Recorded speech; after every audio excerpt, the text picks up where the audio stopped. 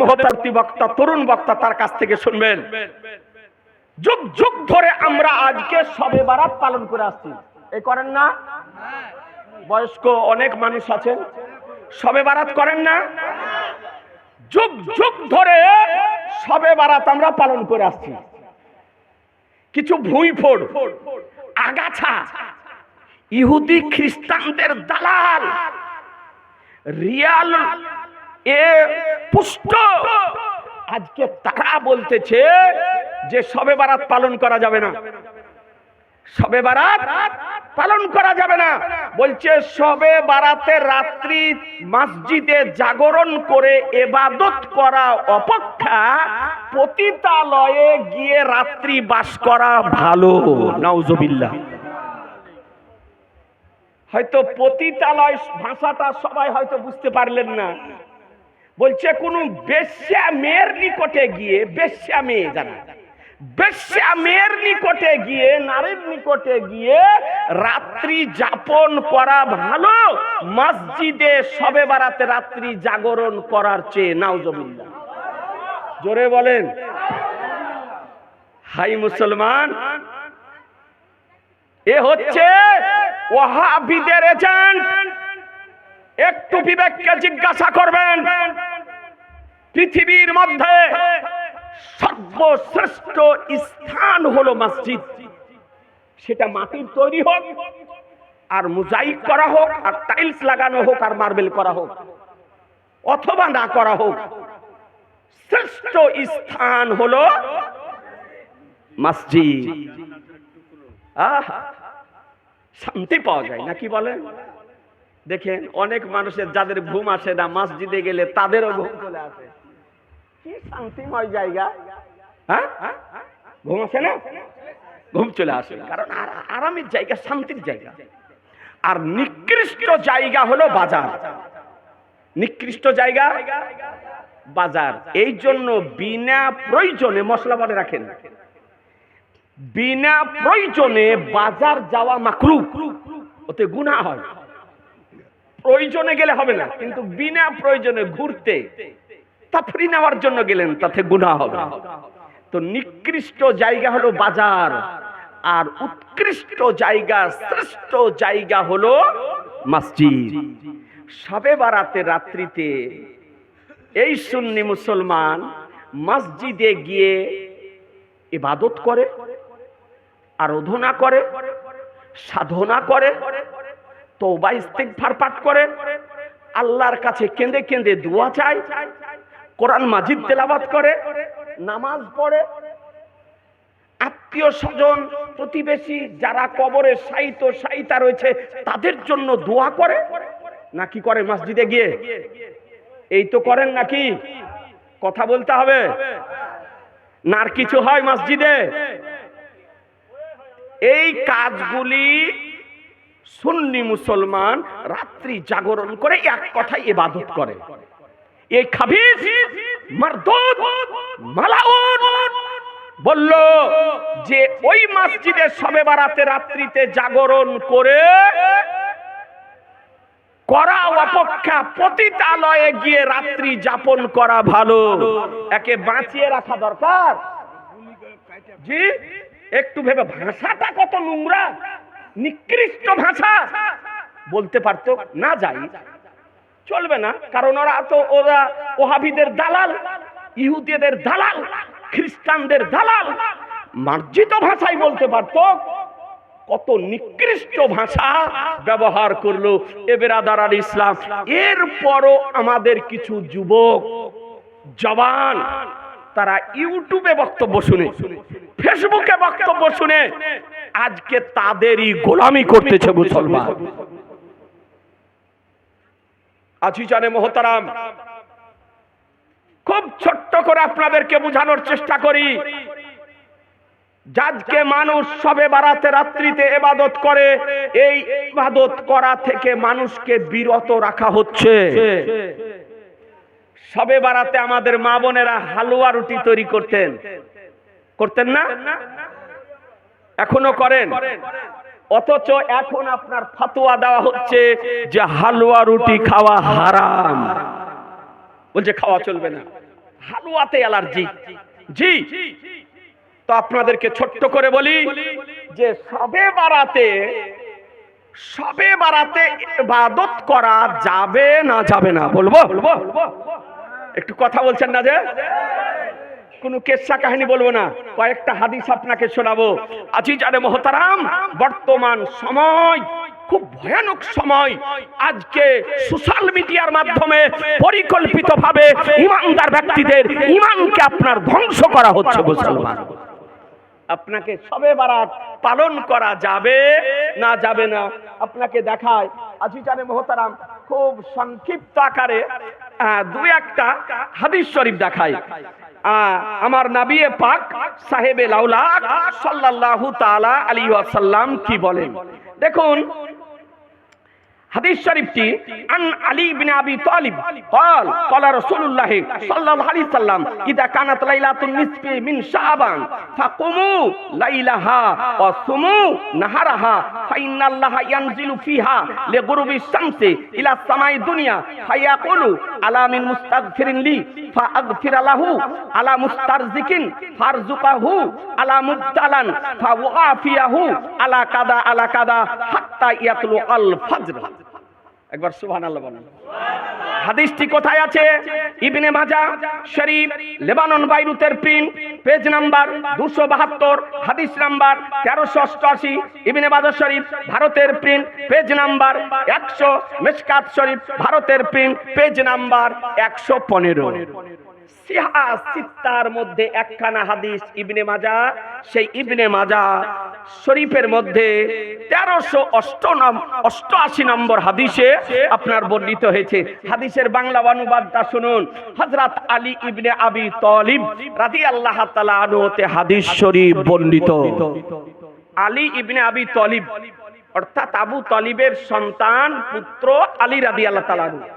এই আলী রাদিয়াল্লাহু তাআলা আনহু ইসলাম জগতের চতুর্থ খলিফা, যার সম্পর্কে নবী আমার বলেন আনা মাদিনাতুল ইলম ওয়ালি গুন বাবহা, আমি হলাম জ্ঞানের শহর, আলী হলো তার দরজা। এরপরে আমার আলী মুর্তজা সম্পর্কে বলেন আনা দারুল হিকমা ওয়ালি গুন বাবহা, আমি হলাম হিকমতের বিজ্ঞানের শহর, আলী হলো তার দরজা। আজিজানে মোহতারাম, আপনাদেরকে বলতে চাই জালিয়ে মুর্তজা রাদিয়াল্লাহু তাআলা আনহু বলেন মসজিদে নববীর মিম্বারের উপরে দণ্ডায়মান হয়ে সালোনি আম্মাদুনাল আরশ থেকে ফার্স পর্যন্ত আমাকে জিজ্ঞাসা করো, আমি তোমাদেরকে উত্তর দিয়ে দেব। যে আলী মায়ের পেট থেকে আমার নবীকে চিনতেন, মায়ের পেট থেকে, মায়ের পেটে অবস্থানকাল থেকে যে আলী আমার নবীকে চিনতেন।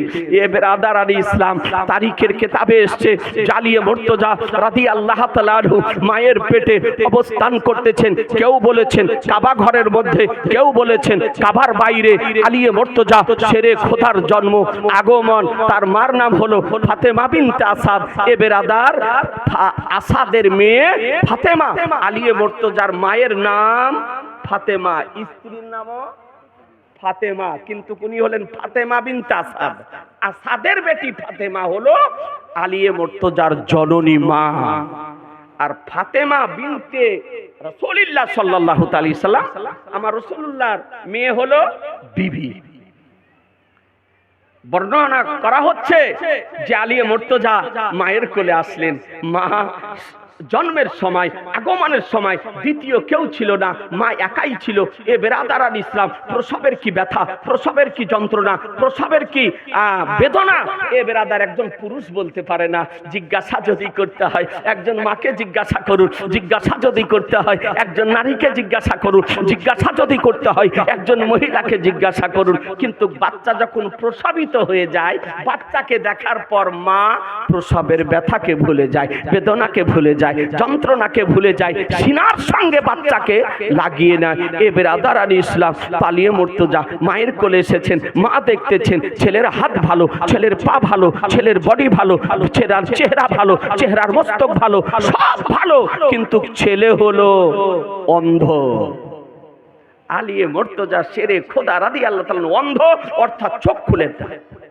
মা অনেক চেষ্টা করলেন, চোখ খুলতে পারলেন না। এ বেরাদার ইসলাম, আজকে মা এই ছেলের জন্য কান্না করতেছে। তার মানে জন্ম অন্ধ মানে তার লাইফের কোনো মূল্য নেই। অন্ধের জন্য মা কান্না করতেছে। আর এদিকে আমার দয়ার নবী, মায়ার নবী, রহমতের নবী নিজ গৃহ থেকে দেখতেছেন যে আলী পৃথিবীতে চলে এসেছেন। আলী পৃথিবীতে চলে এসেছেন। নবী আমার আলীকে দেখার জন্য বাড়ি থেকে রওনা হয়েছেন। আসার পর বলতেছেন, ফাতেমা তোমার ছেলেকে দাও, দেখার জন্য এসেছি। তো ফাতেমা বিনতে আসাদ আলী মুর্তজা রাদিয়াল্লাহু তাআলা আমার নবীর কোলে দিয়ে দিলেন।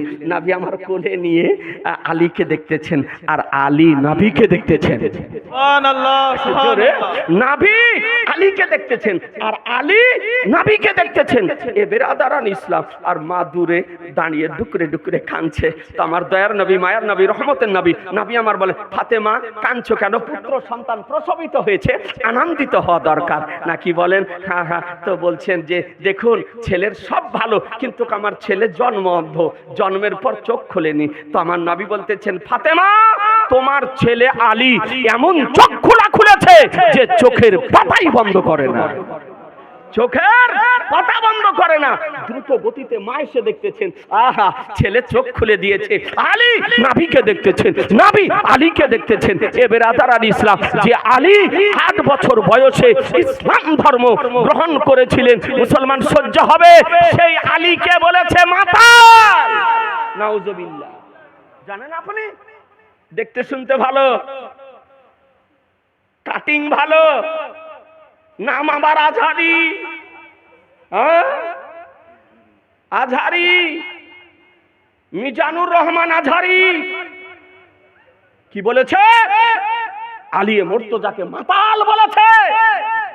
যে একদা মদ পান করে মাগরিবের নামাজে দাঁড়িয়ে গিয়েছিল, সূরা কাফেরুন পড়তে গিয়ে ভুল করেছিল, মাতলামি অবস্থায়। নাউজুবিল্লাহ। যে আলী মুর্তজা জীবনে কোনদিন মদ পান করেননি, আর সেই আলীকে বলেছে মাতাল। সহ্য হবে? জোরে বলেন না। সহ্য করা যাবে? ই নাবির পক্ষের লোক হবে না, ইহুদি খ্রিস্টানদের দালাল হবে। ইহুদি খ্রিস্টানদের দালাল আমার আলী মুর্তজাকে মাতাল বলেছে। নাউজুবিল্লাহি মিন যালিক। এ বেরাদার, এই আলী মুর্তজা বড় হয়েছেন, ইসলাম ধর্ম গ্রহণ করলেন। একদা আমার নির্জন জায়গাতে নবী পাক সাহেবে লাউলাক জিজ্ঞাসা করতেছেন, বলে আলী তোমাকে একটা কথা জিজ্ঞাসা করি। বলে কি ইয়া রাসূলুল্লাহ? বলে আচ্ছা জন্মের পর তুমি চোখ বন্ধ করেছিলে আর আমি যাওয়ার পর চোখ খুলেছিলে, তার কারণ কি? তার কারণটা? আলী মুর্তজা বলতেছেন, ইয়া রাসূলুল্লাহ মায়ের পেটে অবস্থান কালে কসম করেছিলাম, বলে আল্লাহ পৃথিবীতে যদি যাই নবীকে আগে দেখবো, মাকে পরে দেখবো, নবীকে আগে দেখবো, পিতাকে পরে দেখবো, নবীকে আগে দেখবো, চাচাকে পরে দেখবো, নবীকে আগে দেখবো, আত্মীয় স্বজনকে পরে দেখবো, নবীকে আগে দেখবো, কাবাকে পরে দেখবো, নবীকে আগে দেখবো, জগৎকে পরে দেখবো। তাই ইয়া রাসূলুল্লাহ চক্ষু বন্ধ করে এসেছিলাম। প্রথমে আপনাকে দেখেছি, পরে মাকে দেখেছি, প্রথমে আপনাকে দেখেছি, পরে পিতাকে দেখেছি, প্রথমে আপনাকে দেখেছি, পরে জগৎকে দেখেছি, প্রথমে আপনাকে দেখেছি, পরে কাবা শরীফকে দেখেছি। তাকবীর, নারায়ে তাকবীর, নারায়ে রিসালাত, নারায়ে রিসালাত। এর নাম হলো আলী। সেই জ্ঞান সমুদ্রের, জ্ঞান শহরের দরজার নাম আলী। সেই আলী মুর্তজা হাদিস শরীফ বর্ণনা করতেছেন যে আমার রাসূলুল্লাহ সাল্লাল্লাহু তাআলা আলাইহি সাল্লাম বলেন যে যখন 15ই শাবানের রাত্রি হবে, নিসফে শাবান যখন হবে, অর্থাৎ 14 তারিখ দিবাগত রাত্রি। রাত্রি আগে আসে, দিন পরে আসে। রাত্রি আগে আসে, দিন পরে আসে। আল্লাহর নবী বলছেন যখন নিসফে শাবানের রাত্রি হবে তো কি করো? ফাকুমু লাইলাহা, তো রাত্রিতে তোমরা ইবাদত করো। সুবহানাল্লাহ বলবেন না? আল্লাহর নবী বলছেন রাত্রিতে কিয়াম করো, রাত্রিতে ইবাদত করো। ওয়াসুমু নাহারাহা, আর দিনে রোজা রাখো। দিনে রোজা রাখো। তাহলে হাদিস শরীফ থেকে বোঝা গেল রাত্রিতে ইবাদত করার কথা হাদিস শরীফে আছে, রোজা রাখা দিনের কথা হাদিস শরীফে আছে। নবী আমার বলেছেন রাত্রিতে ইবাদত করো আর দিনে রোজা রাখো। তাহলে হাদিসের কথা শুনবেন না মোল্লার কথা? হাদিসের কথা শুনবেন না বক্তার কথা? হাদিসের কথা শুনবেন না ডাক্তারের কথা? হাদিসের কথা শুনবেন না শুনবেন আজহারির কথা? আজি জানে মোহতারাম, আপনাদেরকে বলতে চাই, এরপরে আল্লাহর নবী সাল্লাল্লাহু তাআলা আলাইহি সাল্লাম বলেন যে নিশ্চয় আল্লাহ তাআলা এই প্রথম আকাশের দিকে রহমতের দৃষ্টি নিক্ষেপ করেন। সূর্য অস্তমিত হওয়ার সঙ্গে সঙ্গে, সূর্য অস্তমিত হওয়ার সঙ্গে সঙ্গে আল্লাহ রহমতের দৃষ্টি নিক্ষেপ করেন। এবং কি বলেন? এবং আল্লাহ তাআলা বলেন যে তোমাদের মধ্যে কে কেউ ক্ষমা প্রার্থনাকারী আছো যে আমি তাকে ক্ষমা করব? কেউ কি রুজি অন্বেষণকারী আছো যে আমি তাকে রুজি প্রদান করব? কেউ কি বিপদগ্রস্ত আছো আমি তার বিপদ মুক্ত করব? এইভাবে আল্লাহ তাআলা সূর্য উদিত হওয়ার পূর্ব পর্যন্ত বলেন। তাহলে বোঝা গেল যে এই রাত্রিতে আল্লাহ তাআলা রুজি প্রদান করেন। এই রাত্রিতে আজকে বিপদগ্রস্ত ব্যক্তিদেরকে বিপদ থেকে মুক্তি প্রদান করেন। এই রাত্রিতে আজকে ক্ষমা প্রার্থনাকারীকে আল্লাহ তাআলা ক্ষমা প্রার্থনা করেন, ক্ষমা করেন। তাহলে বোঝা গেল মুসলমান শবে বারাতের রাত্রি কত গুরুত্বপূর্ণ রাত্রি, তাৎপর্যপূর্ণ রাত্রি, মাহাত্ম্যপূর্ণ রাত্রি, ফজিলতপূর্ণ রাত্রি, বরকতময় রাত্রি। যে রাত্রিতে আল্লাহ রুজি অন্বেষণকারীকে রুজি প্রদান করেন, বিপদগ্রস্ত ব্যক্তিকে বিপদ মুক্ত করেন, আজকে ক্ষমা প্রার্থনাকারীকে ক্ষমা করে থাকেন। এই জন্যই নবী বলেছেন শবে বারাতের রাত্রিতে ইবাদত করো আর দিনে রোজা রাখো। কথা বোঝা গেল? জি, শবে বারাতের রাত্রিতে ইবাদত করার হাদিস খুঁজে পাই না, রোজা রাখার হাদিস খুঁজে পাই না। ভালো